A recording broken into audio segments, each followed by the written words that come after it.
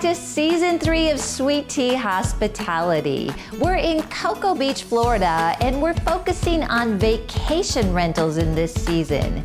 I'm so excited about the kitchen you see behind me. We are in the finished Coastal Farmhouse kitchen. We're going to be talking about kitchens today, and as you can see, it's a very beautiful kitchen, but let me tell you, when we first walked in here, I almost walked right back out the door because this kitchen was terrible. But I'm glad we went forward with it and we got a vision for this kitchen that's not only beautiful to look at, but very functional. I'm excited to tell you more about what we did in this episode.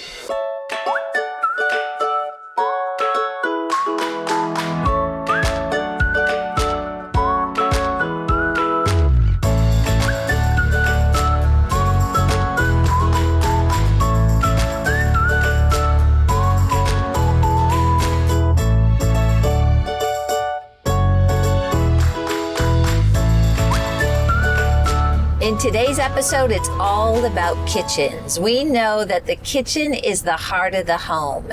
It's also the area that can be very expensive and cost you a lot to remodel. And we have to always put a lot of thought into that and analysis to know what we need to do and what we might be able to just get by with as far as using the existing cabinets, maybe painting them.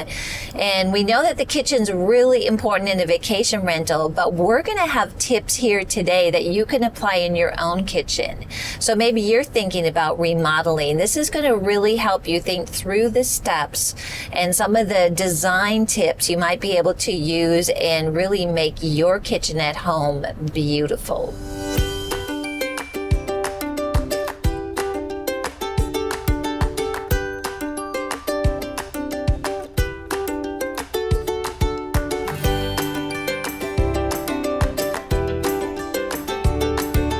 The kitchen design is something that was a big part of what we had to decide on the home. We went in and found a designer that did a great job taking the dimensions of the property and helping us think through how to make the kitchen much more functional. It's the first thing that you see when you walk in the front door, so we had to make it right. So as you see here behind me, we've got a wall that we've put up. This way we're able to move the refrigerator down, put a pantry on this side, and expand our counter space. So we've designed a kitchen that I believe is going to be really functional and also beautiful.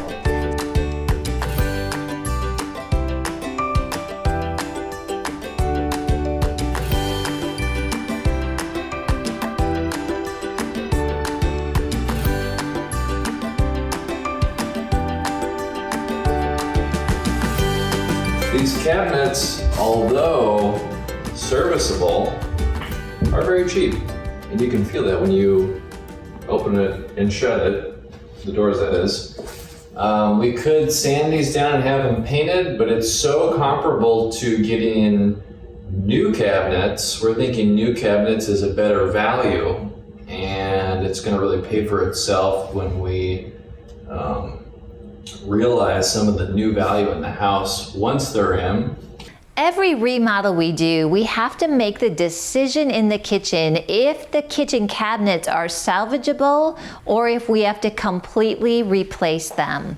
This decision was actually quite easy in this property because literally when we walked over, we could lift up the countertop off a very strange island that was here. Also, the quality of the cabinets that were here were very, very poor. So we made the decision early on to replace the cabinets, and what was nice about that is it gave me an opportunity to rethink some elements of the layout and the design of the kitchen.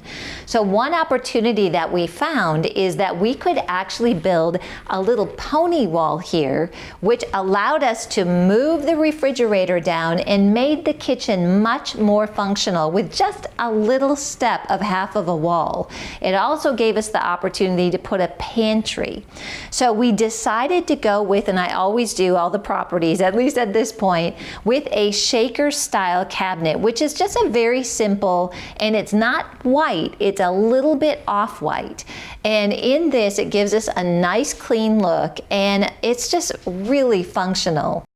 And I wanted to bring a pop in the areas of the backsplash and the countertop. So let's take a closer look at the design elements that we use to pull this kitchen together. First of all, when looking at the countertop, I really love this look of Calcutta. If I can use Calcutta in any design place, I will do it. Sometimes we have to go for something that is maybe a little more functional with granite, but in here, I chose Quartz Calcutta, and as you can see, it really sets the stage for this kitchen. Also, when you choose a backsplash, this is one of those areas that if you spend a little bit more to get that designer look, it really makes a difference. And the amount that you need for a backsplash is not significant. So even though it's higher priced, when you look at your entire project, it just adds a lot to it without a ton of expense. So one of the places that we go to really find these types of items is ProSource. And we work with Kaylee there. She's amazing. And she helped us pick out this backsplash. And we tied in a little bit lighter grout, and it really connected the Quartz Calcutta to the cabinets.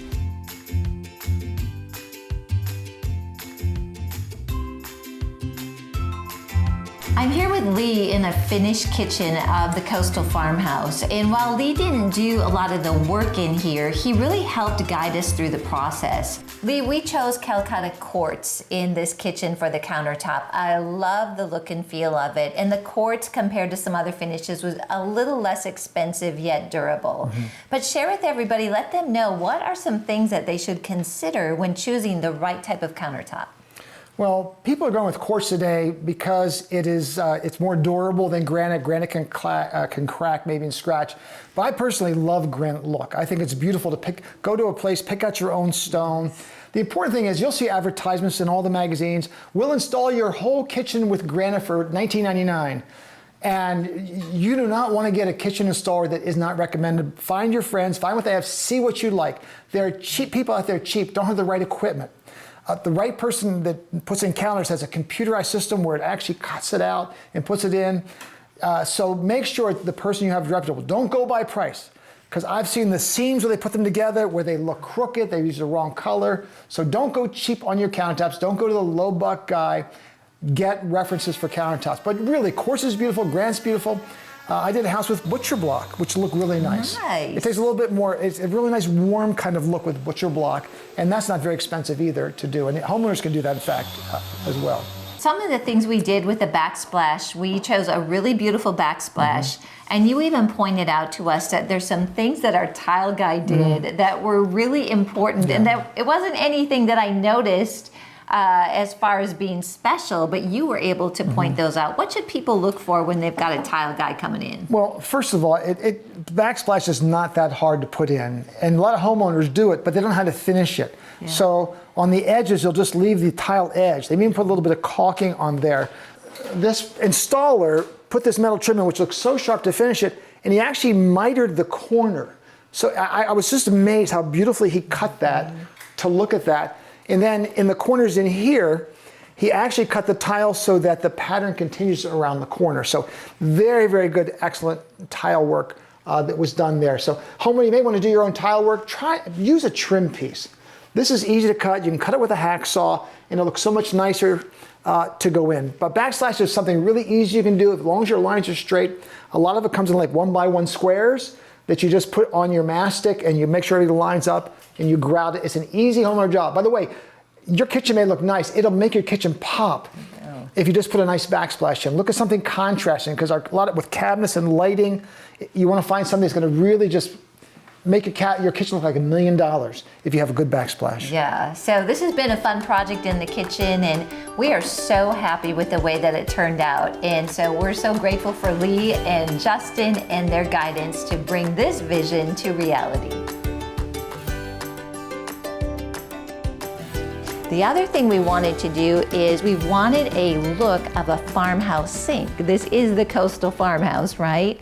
But many of you know when you look at one of the farmhouse sinks, the traditional ones, they are very, very expensive. So what we went with is the look of a farmhouse, but it's a stainless steel sink. And that really helps set the tone for this being a farmhouse look. And it's beautiful, it's functional, and I didn't have to spend thousands of dollars to get the look.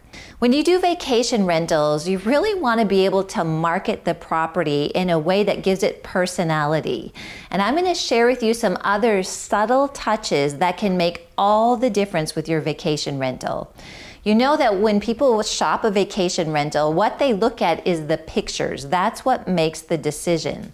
So let me share a couple other things that we did to make sure that the photos, when they go online, really pop.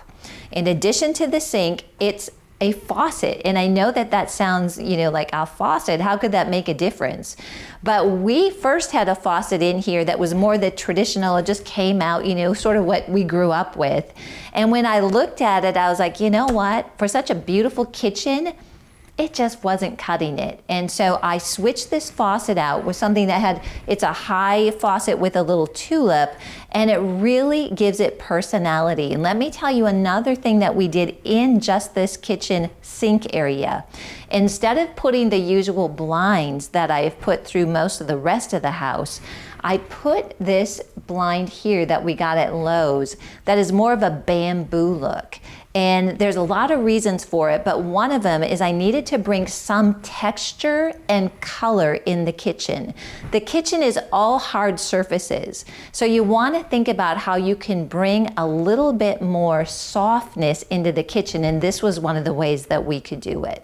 Buying appliances is one of the significant investments that you make in a kitchen, and I'm not endorsing this brand Frigidaire, but I want to tell you that we were able to purchase some really nice appliances for much less in the area of Frigidaire.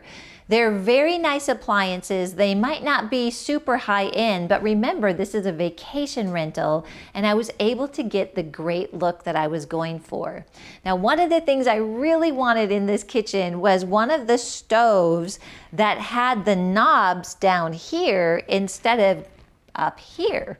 The reason was I wanted to show off as much of this backsplash as possible. So I was really happy with this stove. I mean, really nice with the oven and the cooktop. And then I got the matching microwave, and it just really set this off and made a big difference in the kitchen. We stay at a lot of vacation rentals because we want to understand, hey, what are some tips that we can pick up, and what are some things that we definitely don't want to do? So this is a little bit of a pet peeve of mine, and it might seem insignificant, but it makes a difference, and it's in the area of the kitchen utensils. Have you ever been in a vacation rental where it looks like what they did is they pulled out all the utensils that they don't want to use in their own kitchen anymore, and they put them over in the vacation rental? I definitely didn't want guests to feel that way. And also, I want it to be the same color, in the same color elements, and not have some crazy colors that are jumping out that would compromise all the work that I put into the design of the kitchen. So for $20 or $30 more, I encourage you, just go ahead and invest in some nice utensils. I like to keep them in the grays and the blacks and in the whites and in the stainless, and put those next to the stove so when people come in, they can see that you're very thoughtful with things being new, and it just shows that you care about your guests. Next, we want to move over to the cabinets and the different things you need to purchase to outfit a vacation rental. We made this really fun. So Dave and I hit Costco, we hit Home Goods, we hit Walmart, Target. We know all the things that we get in each place. But when you think about all the different things you need to buy, you have to have serving platters, storage items. And so I like to get them all in the white or off-white just to keep everything really nice and clean. And one of my favorite things that we found for this Coastal Farmhouse are these dishes. I got these at Costco. They were a great price, but look, it really matches with the design. You put them in the dishwasher, they have a nice look to them, they're not super trendy, and so we're really happy with this, and it just ties into the entire kitchen and gives the guests a very nice experience.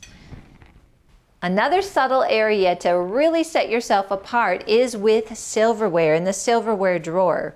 So we just got new silverware. We always do in the vacation rentals, and this one we happened to pick up at Costco, which is the Mikasa brand.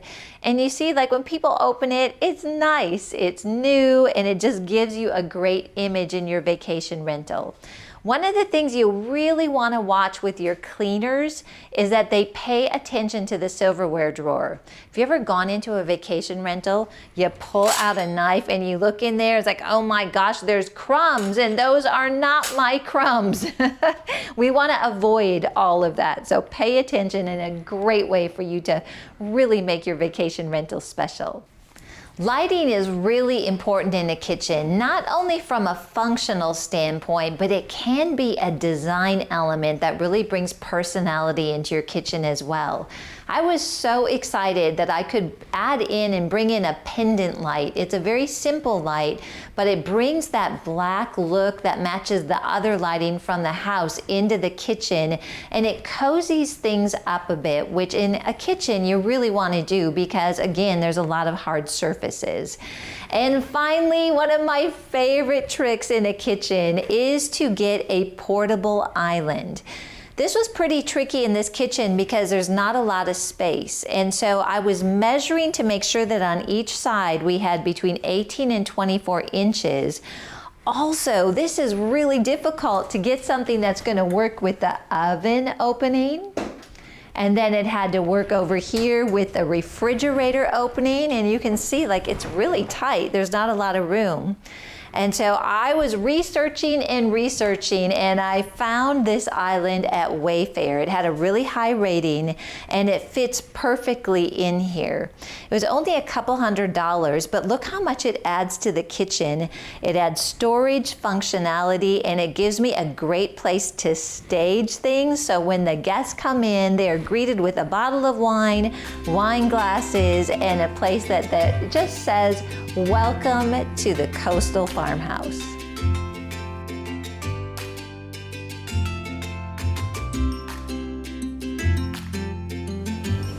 The properties that we have, especially here in Cocoa Beach, well, actually in all of our properties, are really quite small.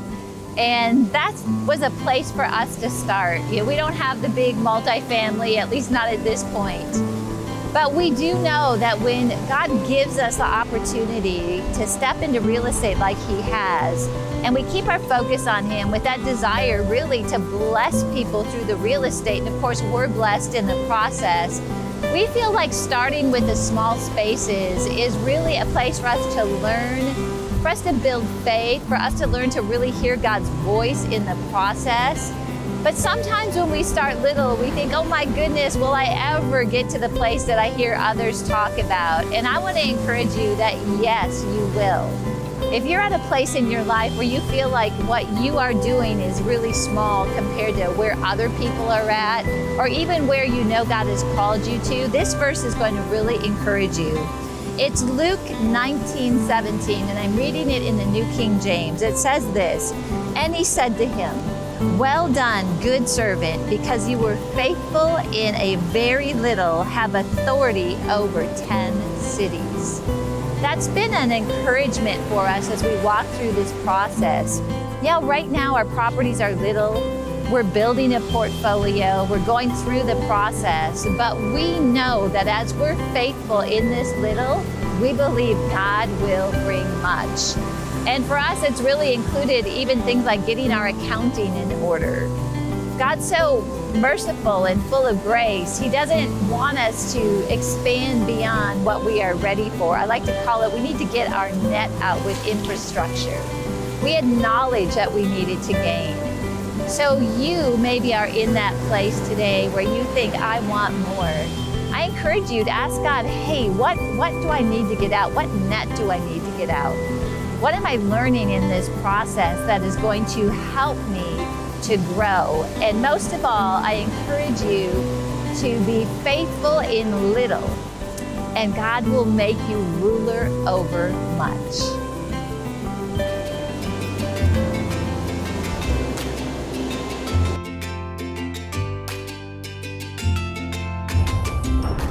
You've seen what we did at the Coastal Farmhouse in the kitchen. Now let's head over to the beachside villa and see what we did in that kitchen. It's a much smaller space, and I took a very different approach.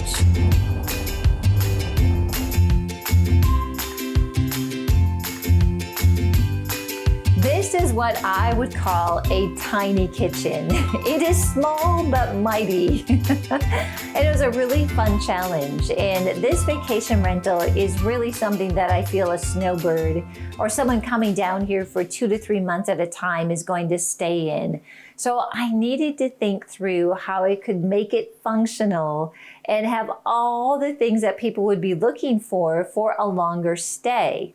So it's very compact, as you can see, and we scaled some things down pretty significantly. One nice thing is that we had some of the appliances that are full size that were already here at the condo.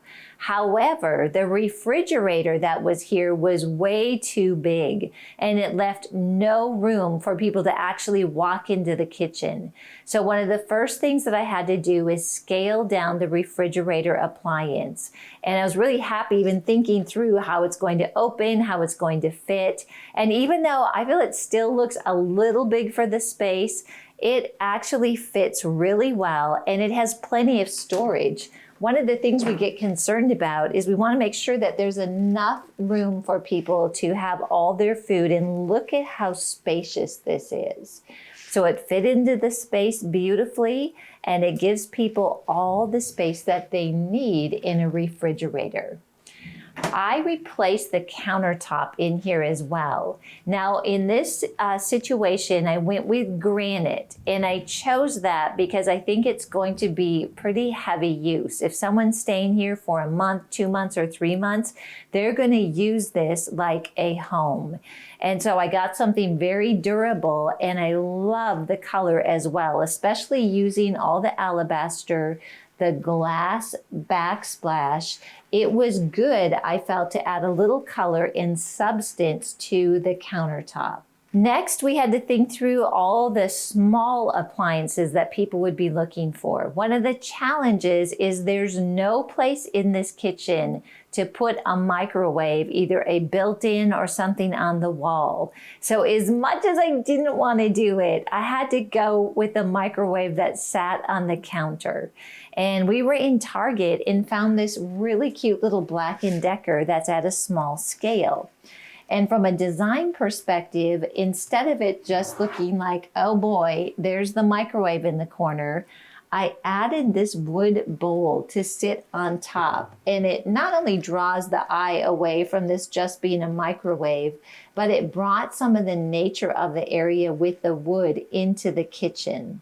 Also, we'd never seen this before, but this was Dave's choice. We chose a white Keurig. It kind of blends in with the rest of the kitchen, looks really sleek, and we feel really added to the look and kind of the freshness of the condo. We had a design issue that we had to deal with, and this is one of those things I think in the future I'm going to know to check for. But as I was going through and loading up the dishwasher, I pulled it down, and look at this. It hit the cabinet. I didn't know what we were going to do. Do we remove this? How are we going to solve this? But you know, Dave, he is very ingenious and creative.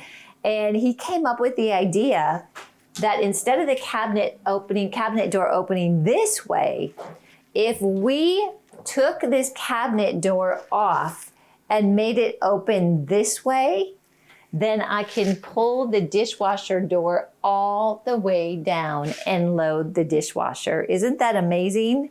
And then we decided, hey, one of the things we can do is leave that handle off so that we don't have a black handle here and a black handle here, and no one will ever notice. So we've spent some time in this kitchen, which we try to do in all of our vacation rentals. And this little tiny kitchen truly does live large.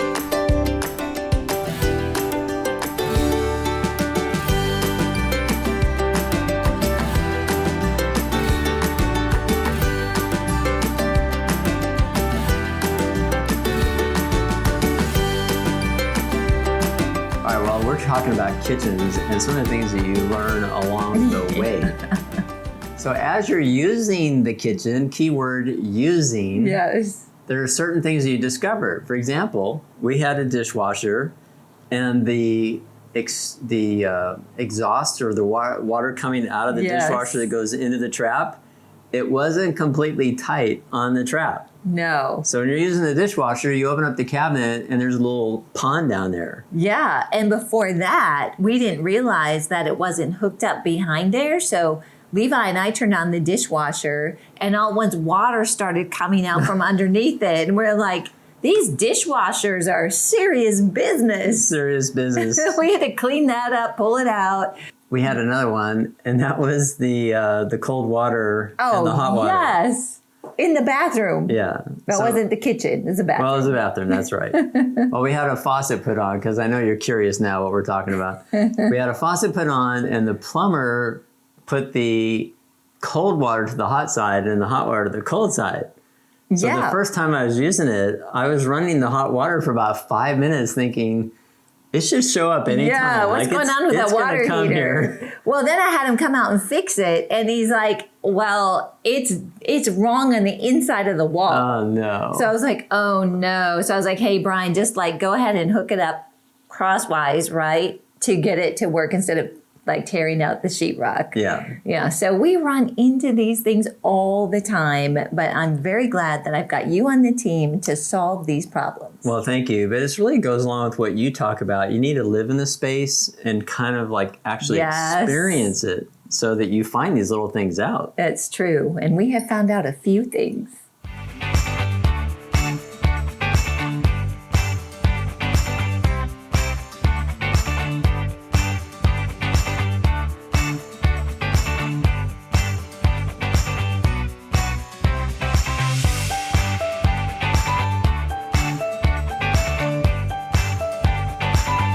I hope you enjoyed today's episode where we talked about making your kitchen absolutely beautiful and bringing out the heart of the home.